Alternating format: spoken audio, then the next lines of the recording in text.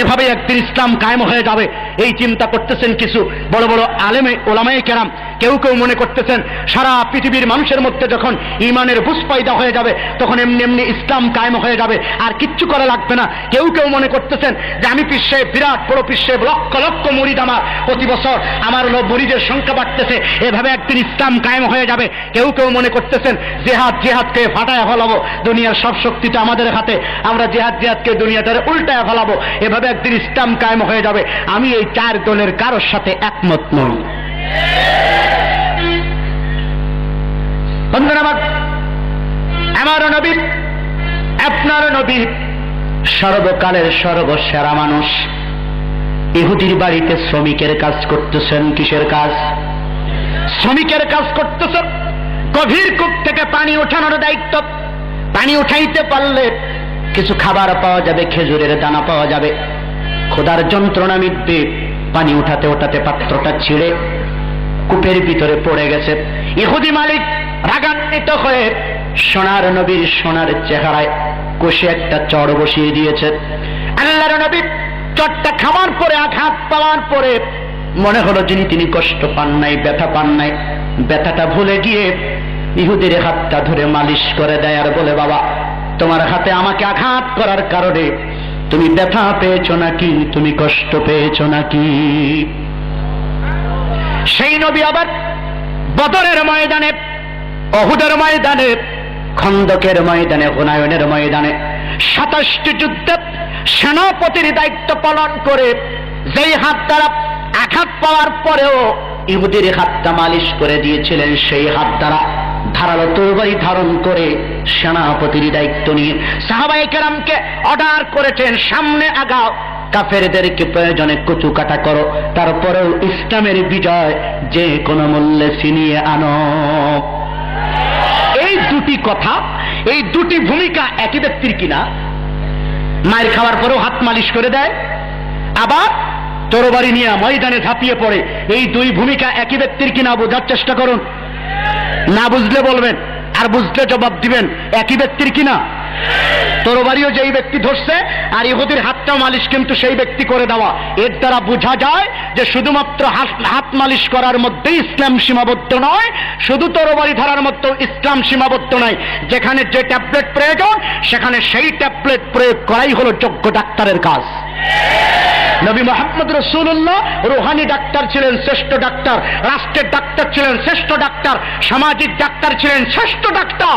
সেই Rouhani doctor বুঝতে পেরেছিলেন ইহুদিকে এখানে চড়ের বিনিময়ে চড় মারার দরকার নেই, ওর হাতটা মালিশ করলেই এনাফ, যথেষ্ট, আর লাগবে না। যার পিঠে হাত বোলালে ভালো হয়ে যায় তার তো আঘাত করার দরকার নেই। তারপরেও কিছু মানুষ থাকবে পিঠে হাত বোলালে হবে না, পায়ে হাত বোলালেও হবে না, এরকম হাজার হাজার তাফসীর মাহফিল শোনার পরেও কিছু ঘাড় কাত, তারপরেও ইসলামের বিরোধিতা করবে। ওইটার ঘাড় সোজা হতে চায় না, ওই ঘাড় বাঁকা যেটা এত কিছু বলার পরেও সোজা হয় না, ওইটার ঘাড়টা সোজা করার জন্য কিছু অ্যান্টিবায়োটিক লাগে, হায়ার অ্যান্টিবায়োটিক।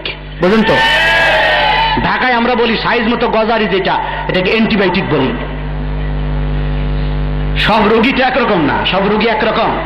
কিছু রোগী আছে প্যারাসিটামল দিলে জ্বর ভালো হয়ে যায়, কিছু জ্বর আছে যে প্যারাসিটামল দিলে যায় না, কট্টিম দেওয়া লাগে, কিছু আছে H+ দেওয়া লাগে, কিছু আছে ইনজেকশন দেওয়া লাগে, স্যালাইন দেওয়া লাগে, তারপরেও সারে না। সব রোগীর জ্বর কি একরকম? তো যে আহাম্মকেরা একই ট্যাবলেট দ্বারা সব রোগকে ভালো করতে চায়, সব জ্বরকে ভালো করতে চায়, এরা কি যোগ্য ডাক্তার? ঘটনাক্রমে আল্লাহর নবীর বিজয়ের কর্মসূচি 4টা। কয়টা? জোরে বলেন কয়টা? নাম্বার 1, প্রথম নাম্বার কর্মসূচি ইলম ও তারবিয়াত, জ্ঞান অর্জন, প্রশিক্ষণ। যা শিখছো আরেকজনকে শিখাও। দ্বিতীয় নম্বর কর্মসূচি দাওয়াত বা তাবলীগ, যা বুঝেছো অন্যের কাছে প্রচার করে দাও, পৌঁছে দাও। 3 নম্বর কর্মসূচি তাসকিয়া বা আত্মশুদ্ধি, মুরাকাবা, মুশাহাদা, জিকির আসকারের মাধ্যমে নিজের কলবটাকে পরিশুদ্ধ করে মাওলার কবরে যাও। 4 নম্বর কর্মসূচি জিহাদ ফি সাবিলিল্লাহ, অন্যায় থাকবে, আবু জাহেলের প্রেতাত্মারা থাকবে, দুর্নীতি থাকবে, অন্যায়, অত্যাচার, জুলুম, নির্যাতনের বিরুদ্ধে জিহাদের কর্মসূচিও কিয়ামত পর্যন্ত থাকবে না? থাকবে না? এখন কি আর কাফের আছে? একটা প্রশ্নের জবাব না দিয়ে পারতেছি না। আমাদের কাছে কয়, হুজুর আপনারা জিহাদ জিহাদ করেন, এখন কি আর কাফের আছে? জিহাদ কি শুধু কাফেরদের সাথে না আরো কারোর সাথে আছে? কথা বলেন। ইয়া আইয়ুহান নাবিয়্যু জাহিদিল কুফফারা ওয়াল মুনাফিকিন, হে নবী আপনি জিহাদ করুন, শুধুমাত্র কাফেরদের বিরুদ্ধেই নয়, মুনাফিকদের বিরুদ্ধেও জিহাদ করা লাগবে। বাংলাদেশে কোনো মুনাফিক নাই, আগে ছিল, এখন সব ভালো হয়ে গেছে। এরকম আছে না নাই? যাক, এই বিষয়ে প্রমাণ দেওয়া যাবে যে এখন মনে হয় আর জিহাদ নাই, এই কথা অনেকেই বলতে চায়, যেটা আগের ব্যাপার, কাফেরও নাই, এখন আর জিহাদও নাই। জিহাদ আছে না নাই? আল জিহাদু মাদিন ইলা ইয়াউমিল কিয়ামা, আল্লাহর নবীর ঘোষণা হলো কিয়ামত পর্যন্ত জিহাদ ধারাবাহিকভাবে অব্যাহত থাকবে। সে কারণে জিহাদও লাগবে না। আল্লাহর নবীর বিজয়ের কর্মসূচি কয়টা মনে রাখতে পারবেন? 4টা কর্মসূচির ফর্মুলা দিচ্ছি আমি, কেমনে বিজয় আসবে। সেই ফর্মুলার আলোকে যদি আলেমেরা চলে, সেই ফর্মুলার আলোকে যদি আমি চলি, সেই ফর্মুলার আলোকে যদি পিসেবরা চলে, সেই ফর্মুলার আলোকে যদি যুবকেরা চলে, বাংলাদেশে ইসলামের বিজয় হতে বাধ্য ইনশাআল্লাহ। আল্লাহ ওয়াদা করেছেন, লা ইস্তাখলিফান্নাহুম ফিল আরদ, এই জমিনের শাসন ক্ষমতা তো আমি তোমাদের হাতেই দিব, কিন্তু কিছু শর্ত আছে না নাই? ধন্যবাদ। এই 4টা কর্মসূচির আলোকে যদি কেউ আগাতে পারে তার নাম যোগ্য ডাক্তার, ঠিক কিনা?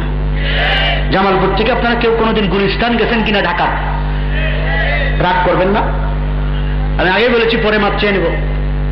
গুলিস্তানের ফুটপাতে কিন্তু ডাক্তার পাওয়া যায়, একদমে তারা 200 রোগের নাম বলতে পারে। রোগের নাম বলে লেকচার দেয়, আমার এই একই ট্যাবলেট খাইলে সব রোগ ভালো হয়ে যাবে। আপনারা কি বলেন? একই ট্যাবলেট দ্বারা সব রোগ ভালো হয়? একই ট্যাবলেট দ্বারা আমাশা, আবার একই ট্যাবলেট দ্বারা জন্ডিস, কিভাবে সম্ভব? একই ট্যাবলেট দ্বারা আমাশা ভালো হয় না, একই ট্যাবলেট দ্বারা ডায়াবেটিস ভালো হয় না, ঠিক কিনা? যেরকম এই কারণে ওরা ওখান থেকে লেকচার দেয় যে আমার এই একই ট্যাবলেট দ্বারা সব রোগী ভালো হয়ে যায়। এই বক্তব্য গুলিস্তানের ডাক্তারেরা দেয়, একই এমবিবিএস ডাক্তারেরা দেয়। এমবিবিএস ডাক্তারের কাছে গেলে কয়েক প্রকারের ওষুধ দেয় একই রোগের জন্য, পার্শ্ব প্রতিক্রিয়া যেন না হয়, অন্য কোনো ব্যাপার স্যাপার না থাকতে পারে। একই রোগের জন্য একটা ট্যাবলেট দেয় না কয়েক প্রকারের ওষুধ দেয়, এবং রোগী বুঝে ওষুধ দেওয়ার চেষ্টা করে। যারা আজকে বলে যে শুধুমাত্র এলমের খেদমত করলেই পৃথিবীতে ইসলাম চলে আসবে, আমি সেই বুজুর্গানে দিন হযরত উলামায়ে কেরামের পায়ে হাত দিয়ে বলবো, না, আপনার আরো কিছু দায়িত্ব আছে। যারা মনে করেন গোটা পৃথিবীর মধ্যে তাবলীগের কাজ করতেছি, ইমানের বুঝ পায়দা হয়ে গেলে এমনি এমনি পৃথিবীতে ইসলাম কায়েম হয়ে যাবে, আর কিচ্ছু করা লাগবে না, আমি এই মুবাল্লিগের পায়ে হাত দিয়ে বলবো, আপনার আরো কিছু দায়িত্ব পালন করার আছে। যারা পীর সাহেব হয়েছেন তারা মনে করেন মুরিদি পীর মুরিদি করলেই, জিকির আজকার করলে এখন কলব লাফায়, ঠক ঠক করে, শব্দ হয়, নানা কিছু হয়, আর মনে হয় কিচ্ছু করা লাগবে না। আমি সেই পীর এবং পীরের মুরিদদের পায়ে হাত দিয়ে বলবো, আপনারও আরো কিছু দায়িত্ব আছে না নাই? যারা মনে করেন শুধু জিহাদ করলে, ইসলামী আন্দোলন করলে টুপিদারির দরকার নেই, জিকির আজকারের দরকার নেই, দাওয়াত ও তাবলীগের দরকার নেই, ইলম কালামের দরকার নেই, এমনি এমনি ফাটাফাটি অবস্থায় কি কন বোমা ফাটাইলেই দুনিয়াতে ইসলাম কায়েম হয়ে যাবে, এ জাতীয় চিন্তা চেতনা যাদের মধ্যে কাজ করে, আমি সেই ইসলামী আন্দোলনের অকুতোভয় সৈনিকের পায়ে হাত দিয়ে বলবো, আপনারও আরো কিছু কাজ করা দরকার, ঠিক কিনা? যেরকম যদি কেউ একটা নিয়ে পড়ে থাকে, যদি কেউ বলে শুধু একটা দিয়েই দুনিয়া জয় হয়ে যাবে, আমার সেই বক্তব্যটা গুলিস্তানের ডাক্তারের মতো মনে হয়। যদি গুলিস্তানের ডাক্তারের হাতে পড়ে, তাহলে ওই একই ট্যাবলেট দ্বারা সব রোগ যারা ভালো করতে চায়, এই গুলিস্তানের ডাক্তারের হাতে পড়লে আপনার রোগ তো ভালো হবেই না, পেট নষ্ট হওয়ার আশঙ্কা আছে, টাকাটা পাও। কথা বুঝে আসছে? আমরা কি গুলিস্তানের ডাক্তারের কাছে যাবো না এমবিবিএস ডাক্তারের কাছে যাবো? তবে আলহামদুলিল্লাহ, হতাশ করার জন্য কথা বলি নাই, আলহামদুলিল্লাহ বাংলাদেশে এমনও ডাক্তার, এমনও পীর, এমনও আলেম আছে না নাই যারা চতুর্মুখী কর্মসূচি পালন করে, যাদের মধ্যে এলেমের কর্মসূচি আছে, যাদের মধ্যে দাওয়াতের কর্মসূচি আছে, যাদের মধ্যে তাজকিয়া জিকির আজকারের কর্মসূচি আছে, যাদের মধ্যে জিহাদের কর্মসূচিও আছে। এরকম চতুর্মুখী কর্মসূচি ওয়ালা কোন আলেম, কোন পীর, কোন নেতা বাংলাদেশে 2-4 জন আছে না নাই? যদি ওইরকম কোন আলেম পেয়ে যান, ওইরকম কোন নেতা পেয়ে যান, ওইরকম কোন পীর পেয়ে যান, তার পিছনে আপনারা আনুগত্য করার চেষ্টা করুন, দেখবেন সমাজ সুস্থ হবে, জাতি সুস্থ হবে, রাষ্ট্র সুস্থ হবে, গোটা পৃথিবী সুস্থ হবে।